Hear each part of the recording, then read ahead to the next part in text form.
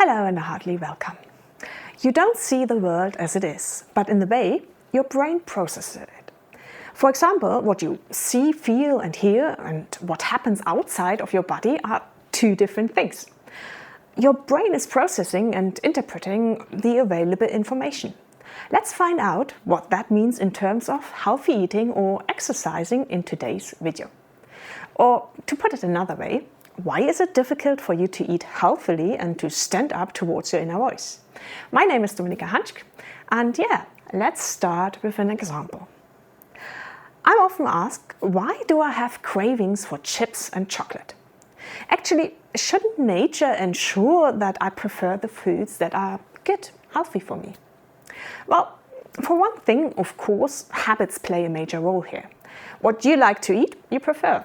So people in Asia eat different things like you and me. We may puke just thinking about certain foods that are normal there.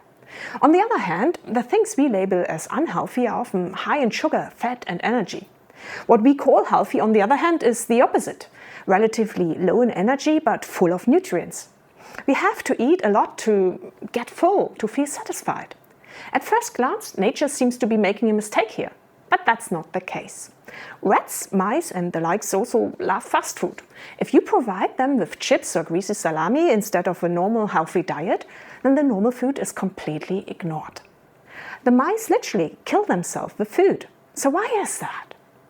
Quite simply, highly processed food, like easy access to high energy density, activates the reward system in the brain. It releases dopamine. However, in terms of development, we grew up millions of years ago in a totally different environment. In nature, you often find little or no food at all. Food that is high in fat and high in sugar at the same time does not exist in the wilderness. Fruit has sugar, not fat. And an avocado, on the other hand, contains fat, but no sugar. Food stress is normal in the wilderness, but poisonous to our highly developed brains that constantly need energy. Many foods taken from nature are low in energy but rich in nutrients, so you need a lot of it to get satisfied. In today's world, however, such a brain tends to overeat. It will use all sorts of tricks to convince itself that the high-energy diet is perfectly fine when a healthier choice of low-energy diet high in protein, vegetables and fruit would be more suitable to the body. So there's a mismatch between the neural circuitry of the brain and the physiology of the body. Are you one of those people who insidiously let their brain convince them that that piece of cream cake in the afternoon is pure bliss? Eaten every day, this act inevitably leads to diabetes and heart attacks. Do you like another example of such a deviation? Okay, you know your inner voice, right? Many people take this voice so seriously that they remain sedentary for half their lives and do not exercise at all, despite the fact that every child knows that exercise is important for your health.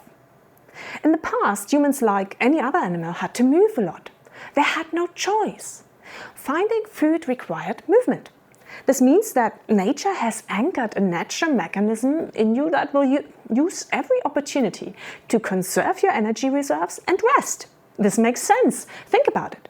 It's not a good idea running a marathon today and then having nothing to eat tomorrow. That would be a deadly combination. So the brain fools us. It always evaluates situations for its personal benefit. So far, this has been essential for survival. Do you want an example? So when you are driving on a country road at night and remind yourself that there could be deer crossing, then you suddenly see wild animals everywhere along the way, which then turn out to be bushes. Selective perception is a powerful tool of our brain. Today, this tool makes life difficult for us from time to time. In the information age, we rely on evaluating information and interpreting it as objectively as possible. But things often go wrong because times and circumstances have literally changed. We live, so to speak, in abundance of food, comfort and information. The question is, are we smart enough to recognize these misinterpretations, or do we just give in to the old habits and then have to live with the given consequences? The choice is yours, so choose wisely. Okay, that's it for today. If you enjoyed this video, I would love to see a thumbs up from you. And if you have any comments or ideas, contact me. I'm looking forward to hearing from you. Otherwise, I'm just looking forward to seeing you next week, right? See ya.